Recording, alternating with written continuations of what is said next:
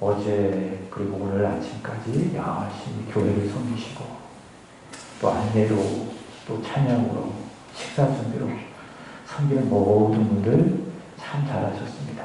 주님이 여러분의 그런 믿음을 보시고 참 좋아하시고 또 기뻐하시고 또 상 주실 줄로 믿습니다.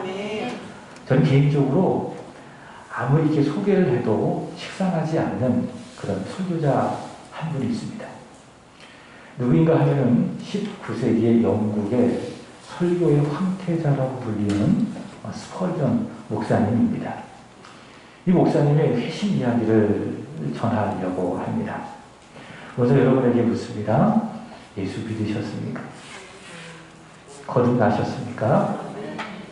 이 문제에 대해서 여러분들이 확신을 갖고 계셔야 됩니다. 스펄전은요, 경건한 목회자의 가정에 태어났습니다. 그러나 그는 내가 구원을 받았는지, 내가 구원을 받지 못했는지, 내가 거듭났는지, 그렇지 않은지 그것에 대한 확신이 없었습니다. 늘 그것이 고민이었습니다. 내가 믿음의 가정에 있는 것이지 내 안에 믿음이 있는 것은 아니다. 우리 아버지가 목사님이지 그래서 내가 믿음이 있는 것이 아니다. 늘 이런 불확신 속에 그는 살아가고 있었습니다. 1850년 1월 6일 겨울 어느 날이었습니다. 그의 나이 15세 때였습니다. 그는 눈이 너무 많이 와서 자신이 출석하는 교회에 갈 수가 없었습니다. 그래서 그는 할 수 없이 동네에 있는 아주 작은 감리교회로 가서 거기에서 예배를 드리게 되었습니다. 그 예배당 안에는 약 15명 남짓한 사람들이 모여서 아주 찬양을 열심히 부르고 있었습니다.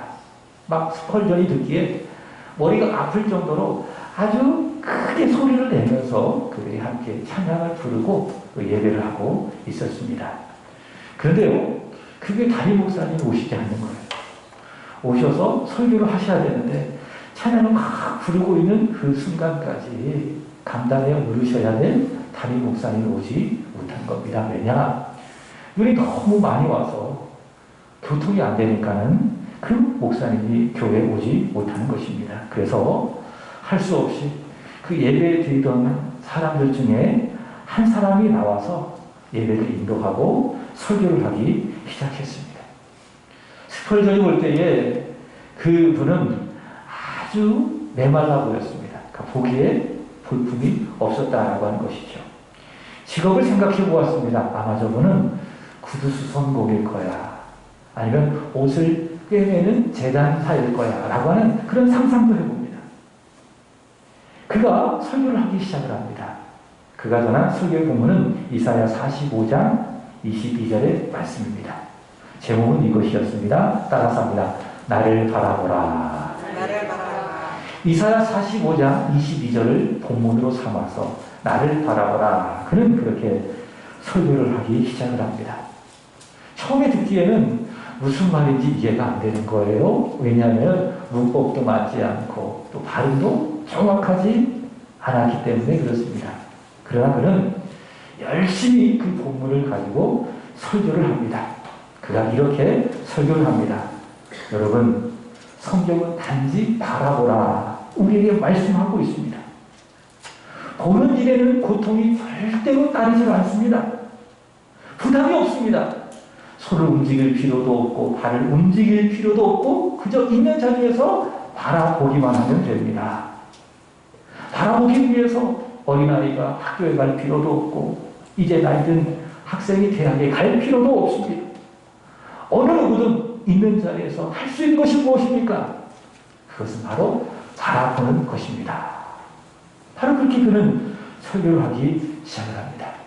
자, 그가 이때부터 복음을 전하기 시작을 합니다.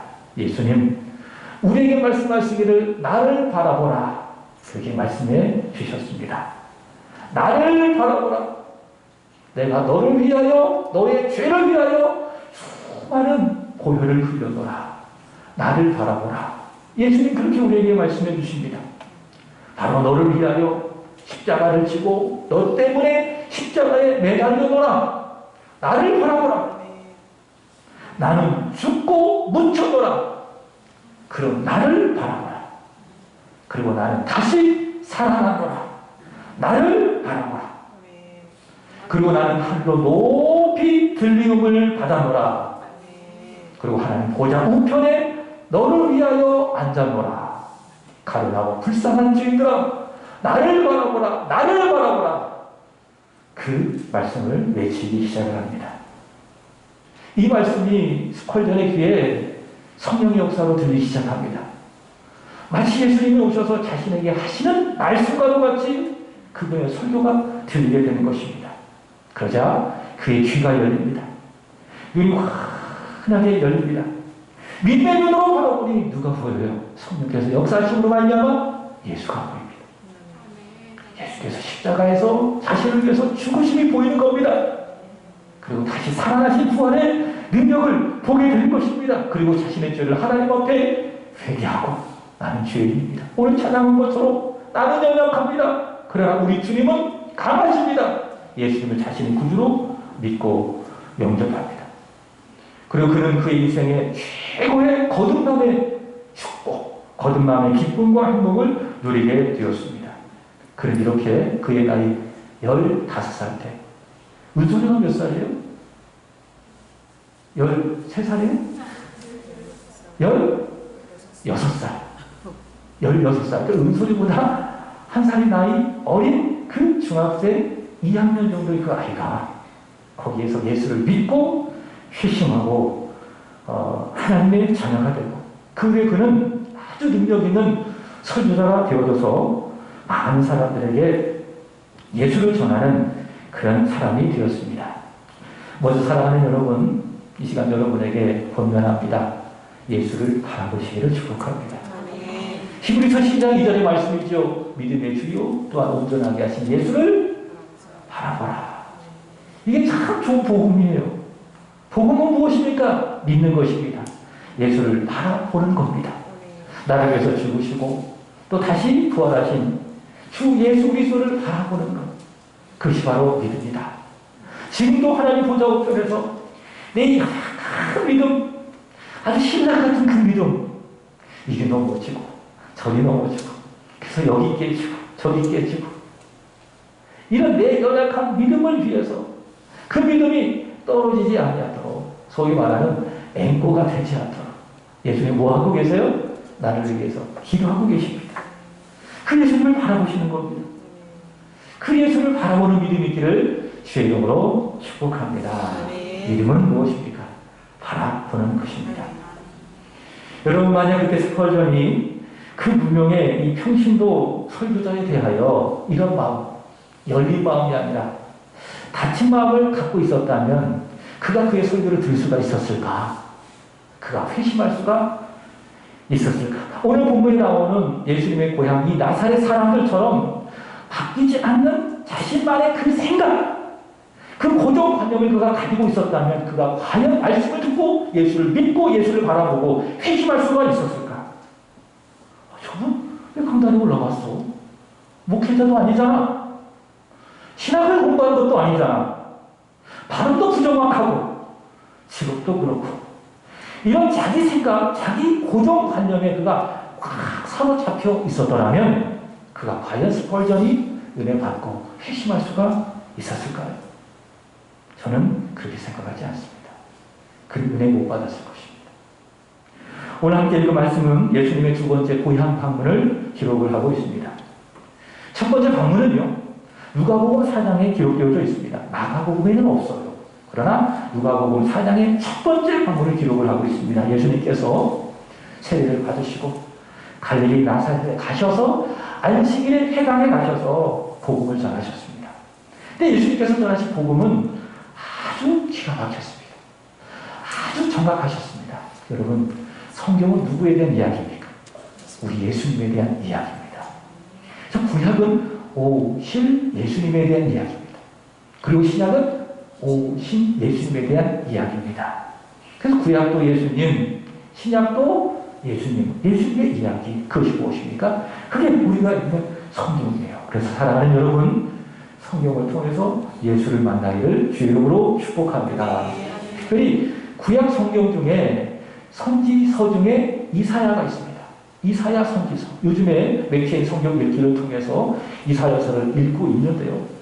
이 이사야는 정말 예수님에 관한 이야기가 많이 나와 있습니다. 아주 직접적으로 예수 그리스도에 대한 이야기를 전하고 있습니다.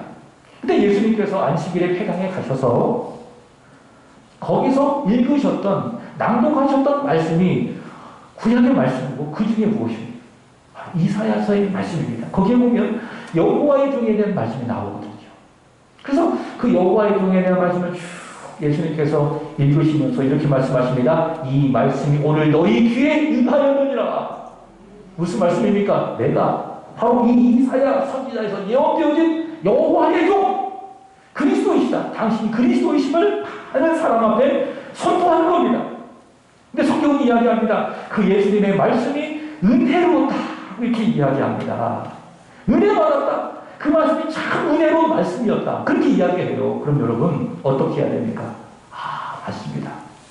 내가 은혜 받았습니다. 예수님은 과연 여호와의 종이십니다. 예수 그리스도는 하나님의 아들이십니다. 이렇게 예수님을 그리스도로 믿고 영접해야 될 것이 아니겠습니까? 자, 그런데 이유 한번 찾아보세요. 누가복음 4장 22절의 말씀을 보시면은 그들이 이렇게 이야기합니다.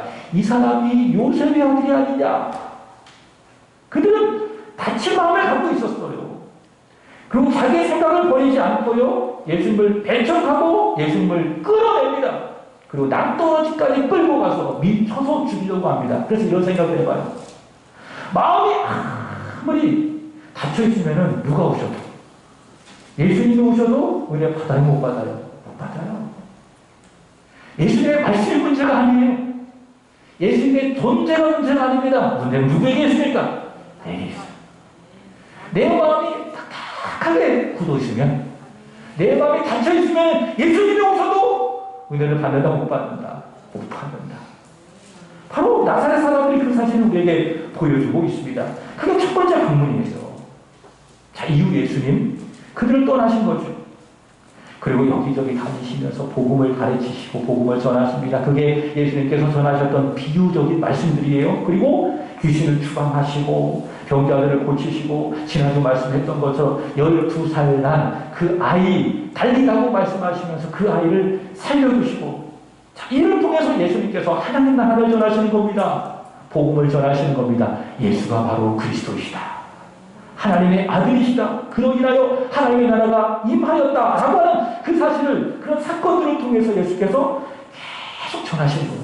그럼 그 소문이 또 어디까지 들어가겠습니까? 나사렛까지도 들어갈 수밖에 없겠죠. 그죠? 대서특필되는 매일의 사건들이 일어나는 겁니다. 그럼 그 사건이 또 다시 해서 나사렛까지 들어갈 것입니다. 그럼 그 사람들이 그 복음을 또 들었을 거예요. 자, 그렇다면 오늘 말씀드렸던 것처럼 이 고향 방문은 몇 번째? 두 번째 방문이라는 거죠. 그러면 두 번째 방문이면 좀 달라져야 되지 않겠습니까? 첫 번째 방문 때 예수님의 복음을 듣고도 그 말씀을 기이하게 여기고 놀랍게 여기고 은혜롭게 여겼어도 은혜를 못 받고 오히려 예수님을 죽이려고 했다면, 또 그 이후에 복음을 듣고 예수님의 권능에 대해서 직접 그들이 들었다면 어떻게 해야 됩니까? 예수님 참 잘하셨습니다. 첫 번째 제가 예수님을 누구인지 몰라보고 그렇게 했던 것 같아요. 저희를 용서해 주세요. 이제는 저희가 예수님을 믿고 하나님의 아들로 영접하겠습니다 라고 믿어야 되지 않겠습니까? 근데 안 그런 거예요. 그냥 변하지 않는 것을 볼 수 있습니다.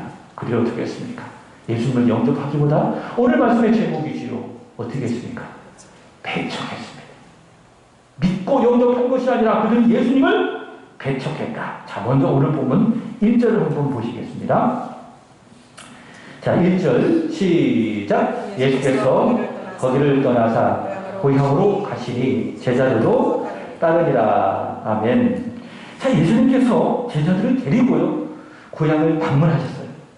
혼자 가실 수도 있는데 제자들을 굳이 데리고 고향으로 가셨습니다. 그럼 제자들의 입장에서 생각해 보는 겁니다.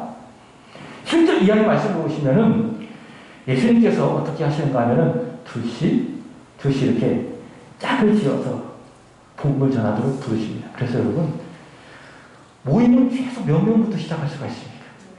두 명이면 할 수가 있습니다. 그죠? 물론 혼자서도 구역 예배 드릴 수가 있어요.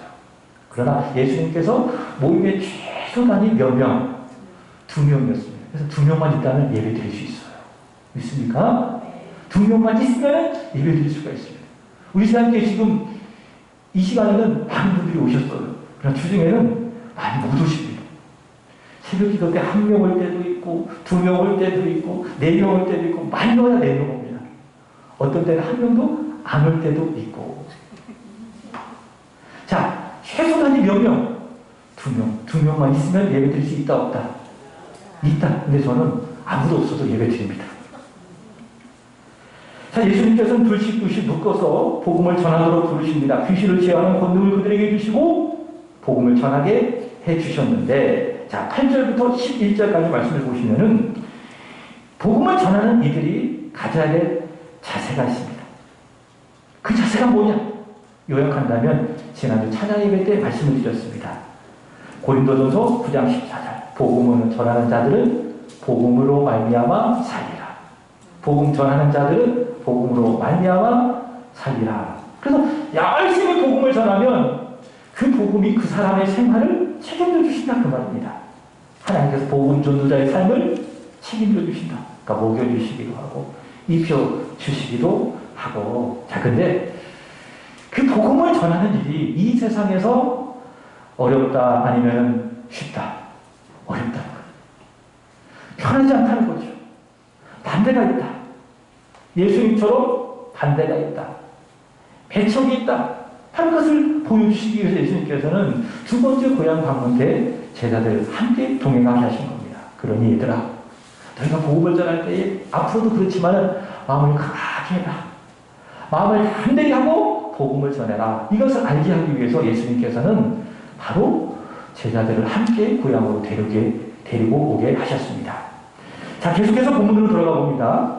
자, 이들은 예수님께서 하신 말씀을 들었어요. 고향 사람들을 말하는 거예요. 또 기적을 보았습니다. 그리고 예수께서 과연 하나님의 아들이시고 또 그리스도이심을 들었습니다. 그러나 그들은 아직도 예수님을 믿지 않습니다. 그러니까 첫 번째 고향 방문 때 그들은 확인했어요. 근데도 아직 안 믿었어요. 들었어요? 그럼에도 불구하고 그들은 믿지 않았습니다. 자, 2절 말씀을 보시면은, 자, 첫 번째 방문처럼 예수님께서는 복음을 가르치십니다. 읽어보겠습니다. 시작. 안식일에 되어 회당에서 가르치시니 많은 사람이 듣고 놀라 이르되 이 사람이 어디서 이런 것을 얻었느냐? 이 사람이 받은 지혜와 그 손으로 이루어지는 이런 권능이 어찌 되느냐? 아멘. 자, 이 말씀에서 예수님께서 복음을 전하셨죠. 첫 번째 방문처럼 이들에게 말씀을 가르치시고 그 손으로 권능도 보여주셨습니다. 그러니까 예수님께서는 단지 이렇게 구두로만 복음을 전하신 것이 아니라 손을 통해서 권능을 일으켰습니다. 그게 이제 병자의 치유 있을 수 있을 것이고 귀신 추방도 있을 수 있을 것이고, 또 정확하게 뭔지는 몰라요. 분명히 성경이 이야기하기를 말씀을 전하시고 그게 지혜의 말씀이었고 동시에 손으로 행하신 권능이었다라고 이야기합니다. 자, 왜 이렇게 예수님께서 하셨을까요? 이들의 마음은 여전히 길가와도 같아요. 그리고 돌밭과도 같습니다. 가시 떨기가 가득한 마음과도 같습니다. 그래서 예수님께서 다시 한번 그들에게 말씀을 전하시는 겁니다. 그 손으로 권능을 행하시는 겁니다. 그래서 길가와 같은 마음, 돌밭과도 같은 마음, 가시 떨기 같은 그런 마음들을 예수님께서 깨트리시고 좋은 마음이 되어져서 예수님을 믿고 영접하여 30배, 60배, 100배 열매를 맺으라고 예수님께서 이렇게 복음을 전하시고 그 손으로 권능을 행해 보이시는 겁니다. 자, 그러자 이들이 어떻게 반응했는가? 성경을 잘 보세요. 다시 2절 보시면은 이런 말씀이 있습니다. 안식일이 되어 회당에서 가르치시니 많은 사람이 첫 번째 뭐하고? 듣고, 자, 그 다음에 이 말씀을 주목하셔야 됩니다. 뭐 했습니까? 놀랐다. 매우 놀랐다. 그렇게 이야기하고 있습니다. 여러분, 그렇지 않습니까? 예수님은 누구세요? 하나님의 아들이세요. 큰 광풍을 하여 잠잠하라, 거기 와라 외치시니 광풍이 아주 잔잔해지게 하신 하나님의 아들이십니다. 순간의 생사 화복을 주관하시는 전능하신 하나님이십니다. 근데 그가 우리와 똑같은 몸을 가지시고 우리와 같은 시각을 가지신 똑같은 사람이 되셔서 하나님의 말씀을 그들에게 또 가르쳐 주시고 그 권능을 그의 손으로 보여주시니 어때요? 깜짝 놀랄 수밖에 없어요. 하나님이신 그분이 오셔서 말씀을 전하시니 깜짝 놀랄 수밖에 없습니다. 그럼 어떻게 해야 돼요? 아멘. 믿습니다. 첫 번째 방문 때 우리가 그 예수님을 몰라고 한대요. 용서해 주세요. 이렇게 예수님께서 우리에게 말씀을 전해주시고 그 권능으로 우리에게 보여주시니 우리가 이제는 예수님을 믿겠습니다. 예수님을 영접해야 되는 것이에요. 자, 그런데 이어지는 3절의 말씀을 보시면은 하반절에 그들이 어떻게 합니까? 예수를 배척한지라. 예수를 안 믿었다 그 말입니다. 여기서 그들이 예수를 배척했다라고 하는 것은 저 안 믿을래요? 예를 들면 저희가 토요일마다 앞에서 전도를 합니다. 그러면 이렇게 전도용품을 드려요. 물티슈도 드리기도 하고 수세미도 드리기도 하고 마스크도 드리기도 하고 그럼 받는 분이 있어요. 그리고 거부하는 분이 있으면 안 받습니다. 저 교회 다닙니다. 안 받으면 이렇게 이제 거부하는 그런 분들도 있습니다. 그 정도가 아니에요. 거부하는 정도가 아닙니다. 아주 적극적으로 이 배척이라고 하는 말은 예수님을 따돌리고 그리고 거부하고 밀친 것을 의미하는 겁니다. 왜 그래? 여기 와서 무슨 짓을 하는 거야? 라고 하면서 예수님을 배척하는 것을 의미합니다. 자, 그렇다면 왜 이들은 두 번째 방문 때에도 첫 번째 방문처럼 오히려 더 그 마음이 완악해져서 예수님을 영접하지 않고 오히려 예수님을 배척했을까? 아주 적극적으로 왜 예수님을 배척했을까? 라고 하는 것이죠. 오늘 본문에 보면 두 가지로 정리가 될 수 있습니다. 첫 번째 배척의 이유. 다친 마음입니다. 다친 마음. 자, 이것은 예수님께서 마가복음 4장에서 말씀하신 어떤 마음과 같습니까? 길가와 같은 마음이죠. 그죠? 마음이 딱딱한 길가. 그래서 들을 수는 있어요. 그 말씀에 놀랄 수 있습니다. 그러나 마음이 딱딱하기 때문에 그 말씀이 들어가지 않고 사단이 즉시 역사에서 그 말씀을 빼앗아가는 것이죠. 길가와 같은 마음의 상태입니다. 이들의 마음이 닫혀있어요. 저는 여러분의 마음이 닫히지 않기를 축복합니다. 흔하게 아주 온전히 열리기를 주의 이름으로 축복합니다. 그럼 이들이 마음이 닫혀있다 어떻게 할 수가 있는가? 그들이 하는 말을 들어보면 알 수가 있어요. 자, 2절 보시면 자, 이들이 예수님을 향하여 쓰는 그 단어를 보면 알 수가 있습니다. 여러분 그거 아십니까? 누가 대화를 하잖아요? 그러면 그 내용을 들어보고 그 사람이 쓰는 단어를 보면 그 사람의 심 상태를 알 수 있다 없다? 있다. 참 그거예요. 요즘 여러분 대한민국에서 세 사람이 아주 영향력 있는 사람이라고 이야기하죠. 첫 번째는 요즘 먹는 것이 아주 중요하지 않습니까? 그래서 이렇게 유튜브에 먹방이 아주 유명하지 않습니까? 그 먹는 게 아주 중요한 것이 됐어요.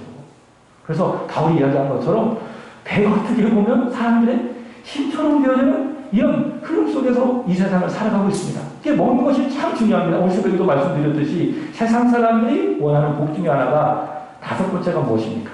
치아. 치아가 건강에 잘 먹지 않습니까? 먹는 것이 아주 중요하다. 근데 이 먹는 것을 주관하는 사람이 우리 대한민국에 누군지 아십니까? 백종원이라고. 먹는 거. 그 다음에 두 번째로는 먹는 것만 가지고 사람이 살 수 있습니까? 마음, 이 심리. 이것을 잘 컨트롤을 해야 되고 또 고쳐야 되지 않겠어요? 그 사람이 누군지 아십니까? 오은영입니다. 여러분 그 오직 성경만 보시고 오직 기도만 하셔서 오은영이 누군지 여러분이 모르고 계시는 것 같은데 오은영이라는 사람이 있습니다. 아주 그 뛰어난 정치 분석학 박사입니다. 그 다음에 세 번째로는 사람들이 먹고 잘 살아요. 또 심리적으로도 편안해요. 그러니 자식을 안 낳고 대신 무엇을 키웁니까? 반려묘를 키우고 반려견을 키우고 그래서 이 반려묘라든가 반려견 이 동물들을 잘 컨트롤하는 한 사람이 있습니다. 그 사람이 누군지 아십니까? 강형욱입니다. 대한민국은 백종원, 그 다음에 오은영, 이 강형 요 세 사람에 의해서 움직인다고 해도 과언이 아니라고 이야기합니다. 누구가 그런 얘기를 하더라고요. 우리 하늘이가 그러더라고요. 오은영이 그렇습니다. 오은영이 잘 들어보면은 이 사람이 아주 그 사람들과의 문제를 잘 보고 파악을 하는 거예요. 저 사람이 무엇이 문제다. 저 사람이 어떤 심리 상태가 어떤 것이 문제다. 무엇을 보고 알 수가 있느냐. 그 사람의 대화를 잘 들어보는 거예요. 그 사람이 쓰고 있는 단어를 잘 들어보면 그 사람의 마음이 어떤지 그 사람의 심리 상태가 어떤지 알 수 있다 없다. 있다라고 하는 거예요. 여러분 그렇지 않습니까? 내 심리 상태 무엇을 통해 표현되어져요? 언어를 통해서 표현되어집니다. 기분 무지하게 나옵니다. 감정이 좋지 않아요. 그런 말이 어때요? 계속 노력합니다. 그래서 사람을 막 찌르고 그럼 막 피나고 그죠? 근데 마음이 편안하고 좋아요. 그럼 말이 어때요? 둥글둥글합니다. 편안합니다. 저는 저와 여러분의 말이 찌르는 말이 아니라 생명의 말이 되기를 주님의 이름으로 축복합니다. 저와 여러분의 말이 죽이는 말이 아니라 사람을 세우고 살리고 위로하는 그런 축복의 말이 되기를 주의 이름으로 축복합니다. 오늘 나사렛 사람들이 이 말을 잘 들어보세요. 그들의 심리를 잘 알 수 있습니다. 이들은 결코 열린 마음이 아닙니다. 꽉 닫혀있는 길과 같은 마음입니다. 어떻게 알 수가 있느냐? 이들이 쓰는 말을 보면 알 수가 있다. 단을 보면 알 수가 있다. 그게 뭡니까? 2절 보세요.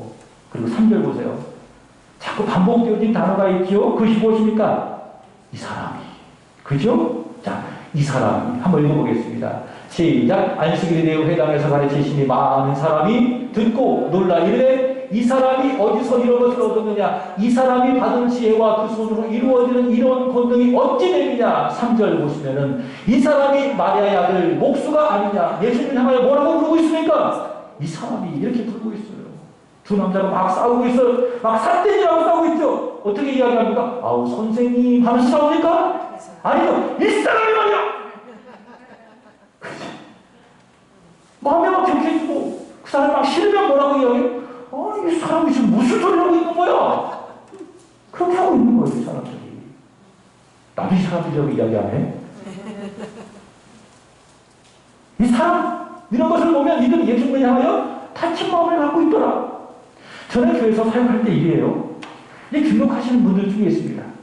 다른 교회에서 이사를 왔든지 어떤 형편과 사정이 있든지 등록해서 다니는 분들이 있습니다. 이 사람들이 신앙생활 하면서 잘 적응하는 분도 있지만 적응 못하시는 분도 있습니다. 왜 적응을 못할까? 그 이유는 무엇인가 하면 전에 교회에 가지고 있었던 그 습관들이 있어요. 이걸 버리지 못하고 신앙생활 하려고 하니까 은혜가 안 되는 거예요. 적응이 안 되는 거예요. 구역력을 들고 있었어요. 구역장관 구역력을 다 데리고 나서 이제 잠깐 교제하고 이야기하는데 한 분이 다른 교회에서 등록했다. 이제 막 적응을 하려고 하는, 그러나 적응하지 못하는 그분이 그 구역장님한테 따지면서 이렇게 묻는 거예요. 집사님, 왜 이 교회는 이렇게 해요? 왜 이 교회는 이렇게 헌금해요? 왜 이 교회는 예배를 저렇게 드려요? 여러분, 이 교회라는 말을 통해서 어떤 것이 느껴집니까? 난 이 교회 교인이 아니다. 나는 그 교회에 마음이 열려있다, 닫혀있다. 닫혀있다는 것을 알 수가 있습니다. 그렇게 마음이 닫혀있으면 이 목사님, 이 교회 그렇게 이야기하면 은혜 받아요, 못 받아요? 절대로 못 받아요. 나그네처럼 선행처럼 그냥 왔다 갔다 하는 사람이 될 수밖에 없습니다. 자, 따라서 합니다. 세한교회는 이 교회가 아니라 내 교회다. 우리 교회다. 믿습니까? 물론 활짝 보세요. 세한교회는 이 교회가 아니라 누구 교회? 나의 교회. 하나님이 그 은혜로 올라가신 우리 교회 이런 마음을 갖고 오셔야 이 교회에서 은혜 받는 것 아니겠습니까? 목사에 대한 마음이 열려야 여러분 이 말씀을 통해서 은혜 받는 것 아니겠습니까? 아니 저 목사님이 저렇게 설교해 그럼 절대로 은혜 못 받아요. 얘기했잖아요. 마음이 닫혀있으면 마음이 귓가처럼 딱딱해 있으면 예수님이 오셔도 은혜를 받는다 못 받는다? 절대로 못 받는다. 오늘 나사렛 사람들이 그 증거 아니겠습니까? 사랑하는 여러분, 마음의 문을 활짝 여십시오. 기도할 때도 마음의 문을 활짝 열고 찬양할 때도 같이 마음의 문을 활짝 열고 같이 함께 찬양하고 특별히 말씀을 들을 때도 마음의 문을 활짝 열고 말씀을 들어야 말씀의 은혜가 되지 않겠습니까? 여기 말하는 것처럼 기도에는 응답이 있고 찬양에는 무엇이 기쁨인 것 아니겠습니까? 마음이 열려야 되는 것입니다. 그 다음에 두 번째로는 이들이 예수님을 해적한 두 번째 이유는 자기 생각 때문에 그래요. 버려야 될 자기 생각 때문에 그래요. 여러분 이 세상에서 불사조가 하나 있습니다. 그게 뭔지 아십니까? 내 안에 나입니다. 얼마나 안 죽는지 몰라요. 내 자아, 이 못난 자 어찌나 안 죽는지. 이것도 지겨워 죽겠어. 왜 이렇게 안 죽는지 몰라. 죽어라 이렇게 이야기해도 죽어야 안 죽어요? 안 죽어요. 그러니 내 생각도 절대로 죽지 않지요. 이건 은혜로 내 생각으로 꽉 차 있으니 내 좌우로 충만하니 은혜가 안 되는 겁니다. 내 좌우로 충만해서는 안 돼요. 무엇으로 충만해야 됩니까? 영으로 충만해야 돼. 예수로 충만해야 되는 것입니다. 그게 예수를 믿는 사람인 것이에요. 내 자아가 죽어야 되는 것입니다. 내 생각이 버려져야 되는 것입니다. 3절 보세요. 이 사람들이 얼마나 자신의 생각으로 충만했는지 3절 보시겠습니다. 시작. 이 사람이 마리아를 목수가 아니냐, 야고보와 요셉과 유다와 시몬의 형제가 아니냐, 그 누이들이 우리와 함께 있지 아니냐 하고 예수를 배척합니다. 왜 배척했어요? 예수님은 마리아의 목수가 아니냐. 우리가 저 아이가 어떻게 자라는지 다 보고 알고 있다. 그리고 예수와 함께 자란 저 형제들 내가 잘 알고 있다. 이게 뭐예요? 자아예요. 자신의 고정되어진 그런 생각이에요. 이해가 돼요. 이렇게 생각하는 것도. 왜냐? 여러분, 예수님이 12살 때에 유년 시절 기록하고 있는 것이 누가복음 2장에 있습니다. 그때 예수님의 아버지, 어머니가 살아있었어요. 아버지는 누굽니까? 요셉이고요. 어머니는 마리아였습니다. 근데 그 이후에 보면은 마리아에 대한 기록은 있는데요. 누구에 대한 기록은 없는지 아십니까? 요셉에 대한 기록은 없어요. 어떤 의미인가 하면은 요셉이 일찍 죽었다. 그래서 여기 보시면 요셉의 아들이라고 말하지 않냐고 3절 보시면 누구의 아들? 마리아의 아들이라고 이렇게 이야기하죠. 그죠? 요셉의 아들이 아니라 예수님이 향하여 마리아의 아들 이렇게 이야기합니다. 그러니까 요셉이 일찍 세상을 떠난 것이죠. 그럼 장남이 누굽니까? 예수님이세요. 이 장남으로서 예수님께서 생계를 책임져야 되잖아요. 그래서 한 것이 무엇입니까? 못을 들고 망치를 들고 여기저기 다니면서 이 목소리를 툭탁툭탁 한 거예요. 근데 어느 순간 예수님께서 갑자기 요단강에 가서 세례를 받으시더니 복음을 다 전하시는 것이죠. 근데 인간적인 생각으로 볼 때는 저런 괘씸한 녀석을 만나. 저렇게 책임져야 될 형제들도 있고 어머니도 있는데 왜 다 내팽개치고 저렇게 살아가는 거야? 그렇죠? 열심히 직장 생활하다가 갑자기 하나님 나를 부르셨어요. 라고 하면서 좋은 직장 다 그만두고 신학교에 가서 공부한다고 하면서 가족들의 생계를 위협한다면 그걸 보는 주변 사람들이 부모님의 마음들이 어떻겠습니까? 참 은혜가 있지만 동시에 걱정이 많이 되겠죠. 이 나사렛 사람들도 그런 마음이었을 거예요. 저 괘씸한 녀석을 만나.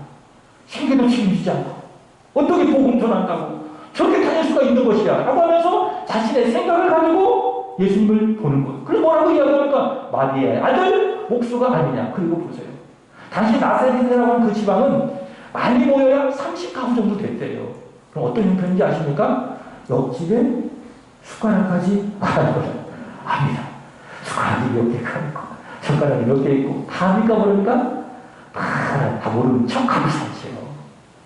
그럼 다 아는 거예요. 예수님도 알고 야고보도 알고 요셉도 알고 유다와 그의 형제도 다 알고 예수님도 다 아는 거예요. 어떻게 자랐는지 어떻게 생활했는지 다 아는 거죠. 근데 그게 아는 것이 무엇이 된 거예요? 그게 혼란적이 된 거예요. 그 생각을 버려야 돼요. 그 자아를 버려야 돼요. 그 생각을 버려야 말씀이 들어오지요. 근데 그 생각을 안 버리는 겁니다. 그 생각이 꽉 사로잡혀서 아까 처음에 이야기했던 그 스팔려처럼 만약에 그 생각이 꽉 사로잡혔다면 저 사람이 재단사인데 목사도 할 때 왜 저는 설교를 해? 이 생각을 갖고 말씀을 들었다면 은혜를 받을 수가 있었겠는가? 이들은 은혜를 못 받는 거예요. 왜? 자기 생각 때문에. 자기 생각이 깊숙이 그 마음속에 자리 잡고 있기 때문에 말씀을 드리고 영원히 깜짝 놀라서도 결국 어떻게 됐습니까? 예수님을 영접하지 않고 예수님을 배척한 것입니다. 여러분 이렇게 보세요. 다친 마음을 갖고 버리지 못하는 고정관념 그 생각 자신을 버리지 못하니 불신하게 되어지고 배척하게 되어지고 이에 대해 예수님께서 어떻게 하셨는가? 먼저 6절 보시겠습니다. 6절 보겠습니다. 자, 시작. 그들이 믿지 않음을 이상히 여겼더라. 자, 이 말씀 이상히 여겼다라고 하는 것을 이런 의미입니다. 놀랐다 그 말입니다. 보시고 놀랐다라고 하는 것입니다. 자, 보시고 놀랐다. 자, 누가복음 7장에 보면 백부장의 이야기가 나옵니다. 간단하게 이야기하면 백부장이 믿음 좋은 사람, 나쁜 사람. 아주 믿음 좋은 사람. 근데 그 믿음을 보시고 예수님께서 어떻게 하셨습니까? 깜짝 놀라셨어요. 그와 같은 단어예요. 한번 보겠습니다. 누가복음 7장 9절입니다.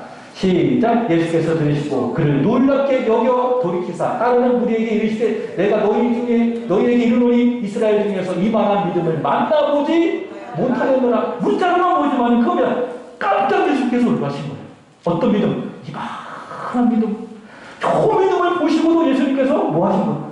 놀라신 거예요. 그럼 반대로 생각해 보세요. 이렇게 예수님이 오셔서 말씀을 전하시고 권능을 행하시는 이 놀라운 전장 속에서도 다친 마음과 자신의 생각을 버리지 못하는 그것으로 인하여 믿지 않음을 보시고도 예수님께서 뭐 하신다? 놀라신 거예요. 바로 놀랍게 여겨주신 것입니다. 여러분, 예수님께서 보신 것이 무엇입니까? 우리 외모를 봅니까? 우리의 스펙을 봅니까? 우리가 가지고 있는 재산을 봅니까? 아닙니다. 무엇을 보십니까? 믿음을 보시는 거예요. 히브리서가 이야기하잖아요. 믿음이 없이는 하나님을 기쁘시게 하지 못하나니.